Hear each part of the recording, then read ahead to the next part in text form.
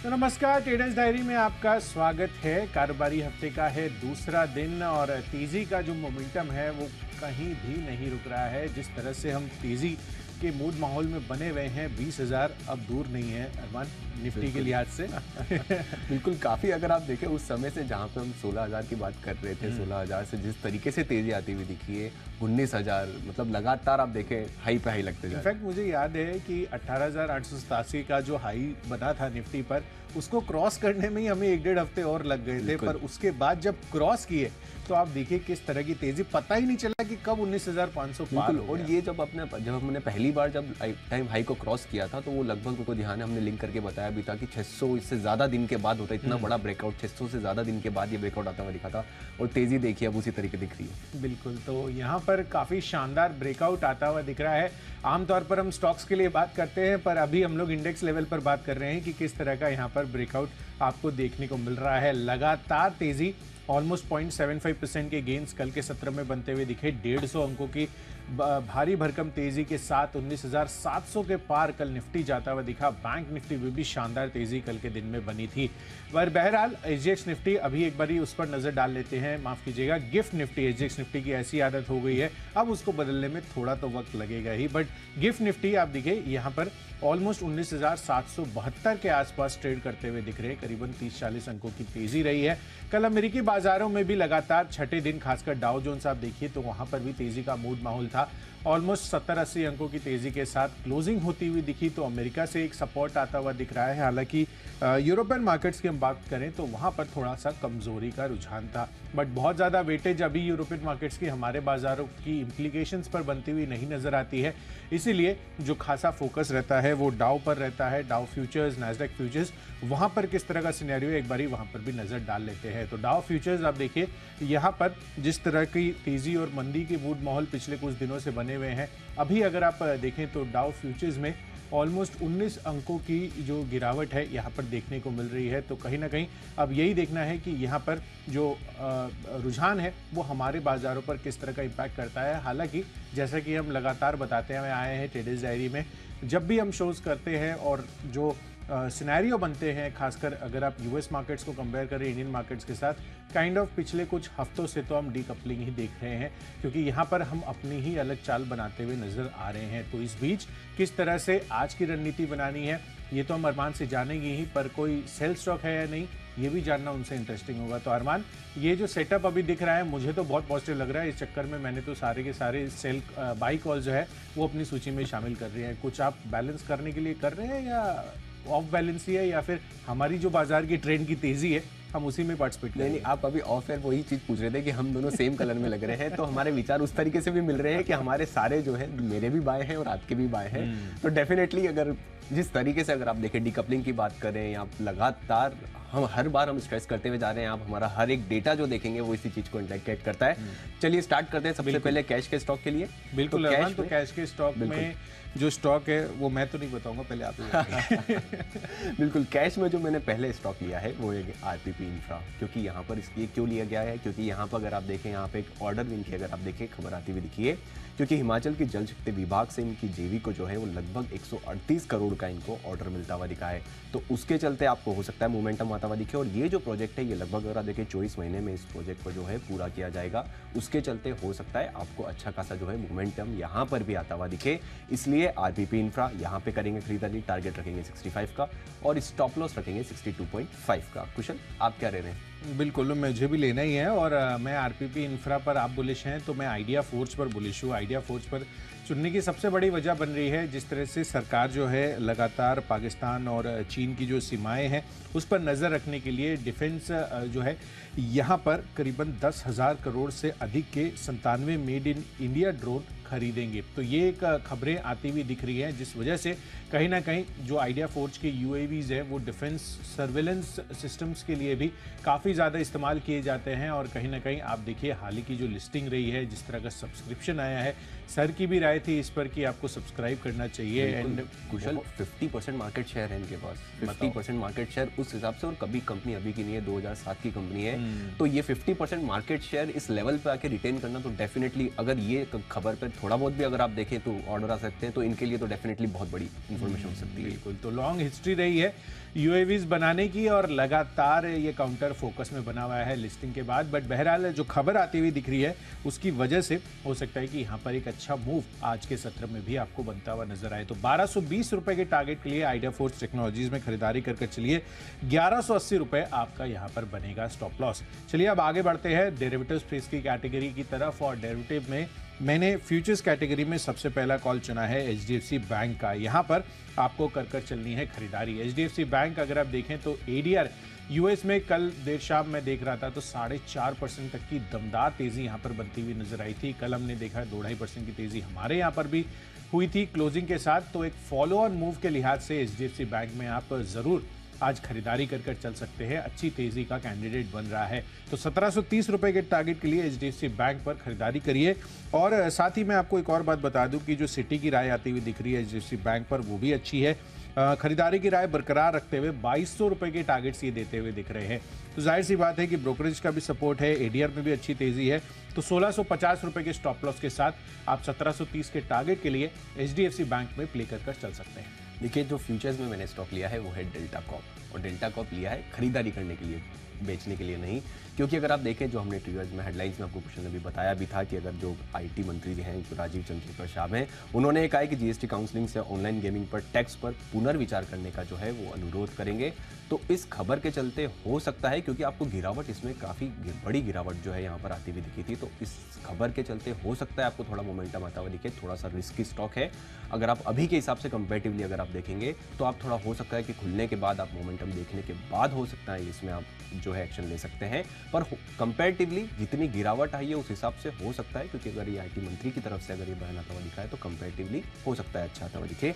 इसलिए अगर आप बात करें तो फ्यूचर्स में डेल्टा कॉप यहाँ पर आप बिल्कुल अरमान, फ्यूचर्स में तो डेल्टा कॉप है ही, पर ये चीज़ भी हमें दर्शकों को बतानी चाहिए कि डेल्टा कॉप जो है अभी एफएनओ बैन लिस्ट में है। तो इस चीज़ का ध्यान रखें कि फ्यूचर्स कैटेगरी में आप फ्रेश खरीदारी यहाँ पर नहीं कर पाएंगे। बट आप कैश सेगमेंट में और जो व्यू पॉइंट है वो तो हम लेकर चल सकते हैं। बिल्कुल बिल्कुल, उस हिसाब से अगर आप देखें तो अगर आप कैश सेगमेंट में तो डेफिनेटली अगर आप लगे तो इस मोमेंट के हिसाब से कैश सेगमेंट में इसमें आपको मोमेंटम जो है आ सकता है। ऑप्शंस के हिसाब से जो स्टॉक लिया है, ऑप्शन के हिसाब से वो जो स्टॉक लिया है वो है एनएमडीसी। अब यहाँ पर देखें आयरन ओर कि आपको लगातार जो है गिरावट जो है वो तो आती हुई दिखी ही थी।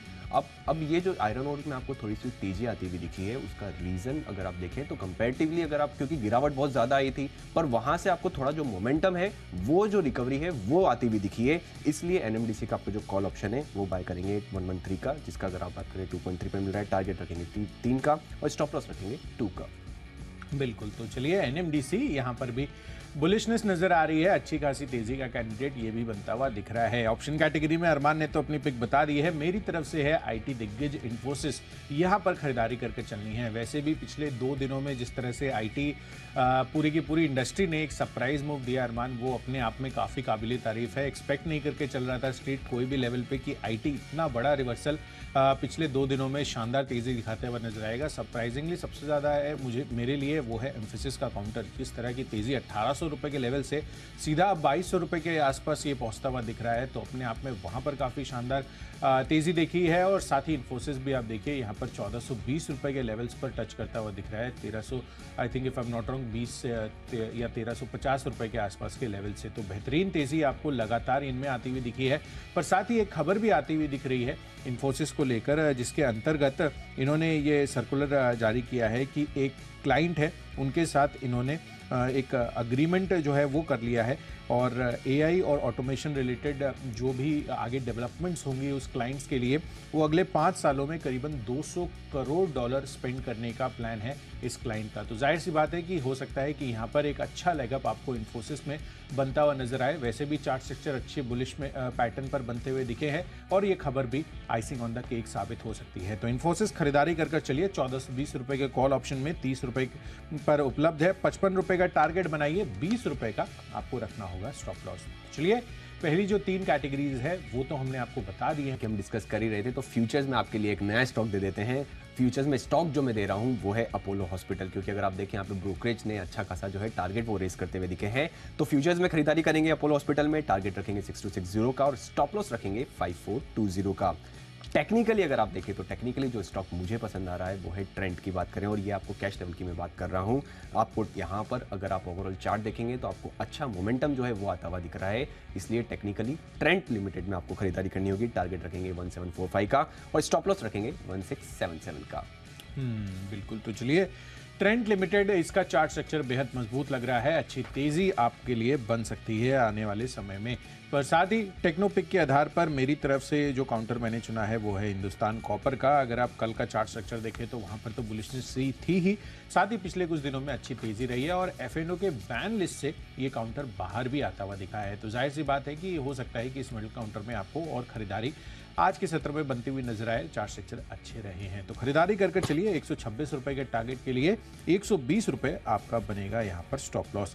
चलिए अब आगे बढ़ते हैं फंडा पिक की तरफ, और फंडा पिक के लिहाज से मैंने अपनी पिक में शामिल किया है यूटीआई एएमसी का काउंटर।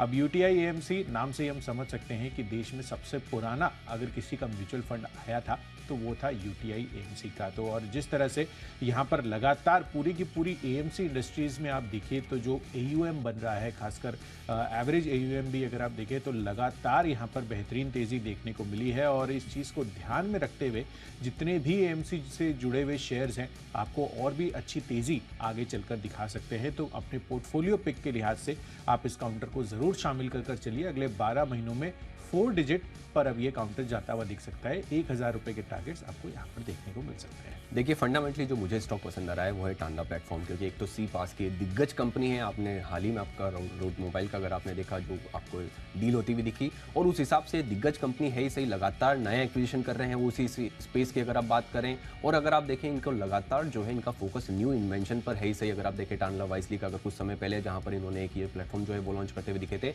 उस हिसाब से जो फ्यूचरिस्टिक है काफ़ी कंपैरेटिवली आपको ग्रोथ आ सकती है यहाँ पर, इसलिए टांडा प्लेटफॉर्म में खरीदेंगे। खरीदारी टारगेट रखेंगे 1350 का, और अगर आप ड्यूरेशन जो है 1 साल का। इन्वेस्टमेंट के हिसाब से जो स्टॉक है वो है तिलकनगर इंडस्ट्रीज, क्योंकि यहाँ पर अगर आप इनका सिर्फ अगर आप बैलेंस शीट का अगर आप 4-5 साल का सिर्फ इनका बैलेंस शीट का डेट जो कम करा है वो देख लीजिए।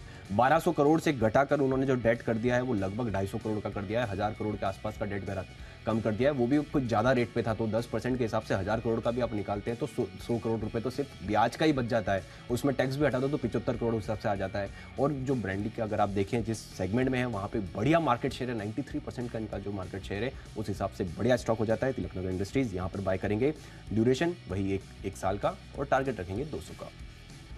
बिल्कुल। तो चलिए यहाँ पर खरीदारी कर चलनी है लॉन्ग टर्म पिक के लिहाज से तिलकनगर इंडस्ट्रीज। मेरी तरफ से निवेश के लिहाज से मारुति सुजुकी का काउंटर है। 11,000 रुपए के टारगेट्स अगले 1 साल में आपको देखने को मिल सकते हैं। आमतौर पर मारुति सुजुकी को लेकर सेफ्टी का थोड़ा सा इशू जो है अन्य कंपनियों के मुकाबले होता रहता है, पर इस बार जिस तरह की ये अनाउंसमेंट आती हुई दिखी है कि जो इनकी प्रीमियम एसयूवी है ग्रैंड विटारा, उसमें AVAS यानी कि अकॉस्टिक व्हीकल अलर्टिंग सिस्टम जो है ये आगे चलकर अब जोड़ने वाले हैं। तो जाहिर सी बात है कि यहाँ पर जो सेफ्टी एनवायरनमेंट है ड्राइवर्स के लिए वो काफ़ी बेहतर होता हुआ दिखेगा। और इसी चीज़ को ध्यान में रखते हुए कि एक हो सकता है कि एक ड्रॉबैक या कौन जो है इनकी जो व्हीकल परचेज जर्नी है कस्टमर्स की उसमें आता हुआ दिखता है, पर अब ये कहीं ना कहीं रिमूव होता हुआ भी दिख सकता है। तो जाहिर सी बात है कि आगे चलकर अच्छी वॉल्यूम ग्रोथ मारुति सुजुकी के लिहाज से आपको और फर्दर देखने को मिल सकती है। तो 11,000 रुपए के टारगेट अगले 1 साल में आपको ये काउंटर दिखा सकता है।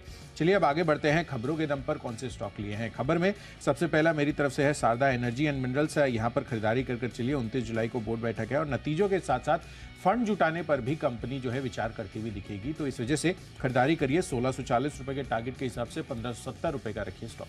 देखिए खबरों के हिसाब से जो मैंने स्टॉक चुना है वो है शीला फोम, क्योंकि यहाँ पर खबर ये आती है बोर्ड बैठक में कुल्लॉन एंटरप्राइजेज और हाउस ऑफ केयर की बात करें तो वहाँ पर उनका जो अधिकरण है उसको मंजूरी मिलती हुई दिखी है। और इसके चलते आपको हो सकता है यहाँ पर, क्योंकि अच्छा बड़ा अधिकरण है तो मोमेंटम आपको जो है यहाँ पर कंपेटिवली आता हुआ दिखे।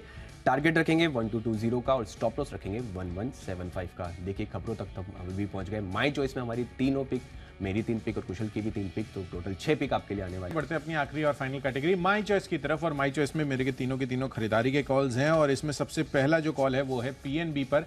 खरीदारी करके चलिए। एफएनओ बैन लिस्ट से बाहर होता हुआ दिख रहा है, वैसे भी बैंकिंग स्पेस थोड़ी सी तेजी दिखाता हुआ दिख रहा है, तो इस वजह से 65 रुपए के टारगेट के लिए PNB खरीदारी करिए। 60 रुपए का स्टॉप लॉस आपको लगाना होगा। दूसरा कॉल है ITI लिमिटेड पर। यहाँ पर खरीदारी करके चलिए। स्मार्ट मीटर बनाने वाली कंपनियों के लिए सरकार ने क्वालिटी कंट्रोल ऑर्डर जारी कर दिया है और अगले 6 महीनों में ये लागू होता हुआ दिखेगा। तो जाहिर सी बात है कि जो ऑर्गेनाइज्ड कंपनियां हैं उनको बड़ा फायदा मिलता हुआ दिखेगा। तो 112 रुपए के टारगेट के लिए यहाँ पर खरीदारी करिए, 106 रुपए आपका बनेगा स्टॉप लॉस। और आखिरी कॉल है JSW एनर्जी पर, लंबी अवधि के लिए यहाँ पर खरीदारी कर चल सकते हैं। अगले 12 महीनों में आपको ये काउंटर लगभग 360 रुपए के टारगेट्स दिखा सकता है। जब हमने मैनेजमेंट से भी बात की थी कल, तो उनकी तरफ से भी वो बिजनेस को लेकर काफी बड़े बुलिश हो रहे थे। तो जाहिर सी बात है कि यहाँ पर मैनेजमेंट का जो आउटलुक है उस चीज को ध्यान में रखते हुए माई चॉइस में JSW एनर्जी मैंने शामिल किया है लंबी अवधि के लिए। देखिए माई चॉइस में जो मैंने पहला स्टॉक लिया है वो जीनस पावर लॉजिक। वही सेम है कि अगर आपने स्मार्ट मीटर्स की तरफ से जो आपको खबर आती थी उसके चलते यहाँ पर हो सकता है फायदा, इसलिए टारगेट रखेंगे 192 का, स्टॉप लॉस रखेंगे 185.5 का।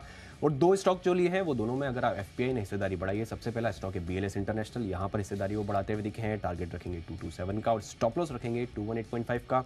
और नेस्ले इंडिया, यहाँ पर भी अगर आप देखें तो FPI ने थोड़ी बहुत हिस्सेदारी बढ़ाई है, उसके चलते आज देखें आपको हो सकता है मोमेंटम आता हुआ दिखे, इसलिए टारगेट रखेंगे 23850 का और स्टॉप लॉस रखेंगे 22850 का। बिल्कुल। तो चलिए विस्तार से सभी स्टॉक्स की तो हमने चर्चा कर ली है, पर एक क्विक रिकैप भी कर लेते हैं। सबसे पहले कैश सेगमेंट में मेरी तरफ से है आइडिया फोर्स टेक्नोलॉजीज, खरीदारी कर चलिए। साथ ही फ्यूचर्स कैटेगरी में HDFC बैंक पसंद आ रहा है, ADR में 4.5% तक की दमदार तेजी भी देखने को मिली है। इन्फोसिस यहाँ पर भी इनके लिए अच्छी खबर आती हुई दिख रही है और मोमेंटम भी बढ़िया है IT काउंटर्स का पिछले 2-3 दिनों में। हिंदुस्तान कॉपर यहाँ पर भी चार्ट स्ट्रक्चर अच्छी बुलिशनेस है और F&O बैन से भी ये बाहर आता हुआ दिखा है। हालांकि कल कॉपर की कीमतों में थोड़ा सा दबाव देखने को मिला है, तो थोड़े कॉशियसली आप स्टॉप लॉस स्ट्रिक्टली फॉलो करके ट्रेड कर सकते हैं। UTI AMC अगले एक साल में 1000 रुपए के टारगेट्स आपको दिखा सकता है। साथ ही निवेश के लिहाज से मारुति सुजुकी पसंद आ रहा है 11000 रुपए के टारगेट के हिसाब से। शारदा एनर्जी, इसको भी खरीदारी कर चलिए, खबरों में ये है फोकस में। और साथ ही माई चॉइस कैटेगरी में PNB, ITI लिमिटेड और साथ ही JSW एनर्जी यहाँ पर खरीदारी कर चल सकते हैं। और इन सब में आज का बेस्ट पिक बन रहा है मारुति सुजुकी। यहाँ पर अगले एक साल में आपको 11000 रुपए के टारगेट्स आते हुए दिख सकते हैं। कंपनी जो है एक नए सेफ्टी फीचर्स भी इंट्रोड्यूस कर रही है ग्रैंड विटारा में, उस चीज़ को ध्यान में रखते हुए एक जो कंपनी का थोड़ा सा ड्रॉबैक हो रहा था सेफ्टी के लिहाज से, वो आगे चलकर हो सकता है कि इनके वॉल्यूम में अच्छा बम्प अप आता हुआ दिखे। देखिए कर लेते हैं रिकैप। कैश में RPP इंफ्रा जो इनको ऑर्डर विन मिला है उसके चलते आपको दिख सकता है यहाँ पे मोमेंटम। फ्यूचर्स में अपोलो हॉस्पिटल में खरीदारी करेंगे क्योंकि ब्रोकरेज ने लगभग 5400 से बढ़ाकर टारगेट जो है 6260 के आसपास का कर दिया है, उसके चलते आपको फायदा हो सकता है ऑप्शंस के हिसाब से। NMDC में खरीदारी करेंगे, टेक्निकली ट्रेंड बढ़िया लग रहा है, फंडामेंटल्स के हिसाब से टांडा प्लेटफॉर्म जो कारोबार में बढ़िया ग्रोथ की उम्मीद है। इन्वेस्टमेंट के हिसाब से तिलकनगर इंडस्ट्रीज जो कर्ज में उन्होंने अगर आप गिरावट देखी और जो वॉल्यूम्स है वो काफ़ी बढ़िया है, उस खबरों के हिसाब से शीला फोम में खरीदारी करेंगे और माई चॉइस में जीनस पावर में खरीदारी करेंगे। और BLS इंटरनेशनल और नेस्ले इंडिया जहाँ पे FPI ने थोड़ी हिस्सेदारी बढ़ाई है उसके चलते मोमेंटम दिख सकता है। और इन सब में जो मेरा बेस्ट पिक होगा वो है तिलकनगर इंडस्ट्रीज, क्योंकि एक तो जो कर्ज घटाया है और जो बिजनेस में इनका पकड़ है वो काफ़ी बढ़िया है। बिल्कुल। तो चलिए सभी स्टॉक्स और लेवल्स है इनका हमने रिकैप भी आपको कर बता दिया है। पर आज कारोबारी हफ्ते के दूसरे दिन बाजारों पर किस तरह की रणनीति बनानी है, क्योंकि मोमेंटम काफ़ी शानदार रहा है, 19,700 के पार हम कल होते हुए दिखे हैं। तो ये मोमेंटम आगे बरकरार रहेगा या नहीं, या फिर हो सकता है थोड़ी कंसोलिडेशन भी आती हुई नजर आए। इन सभी संकेतों को समझने के लिए सीधे चलते हैं शेयर बाजार लाइव में अनिल सर और दीपांशु के पास। फिलहाल दीपांशु हमारे साथ जुड़े हुए हैं। Deepanshu, good morning. Good morning Kushal, good morning Armaan. जबरदस्त तेजी हमारे बाजार में आती हुई दिख रही है और रोज देखिए किस तरह का सेक्टोरल पार्टिसिपेशन होता है। IT में उछाल आया था, कल बैंक्स की तरफ से जबरदस्त लीडरशिप आती हुई दिखी। आज कौन सा सेक्टर आगे आपको आते हुए दिखेगा? ग्लोबल क्यूज भी अच्छे हैं।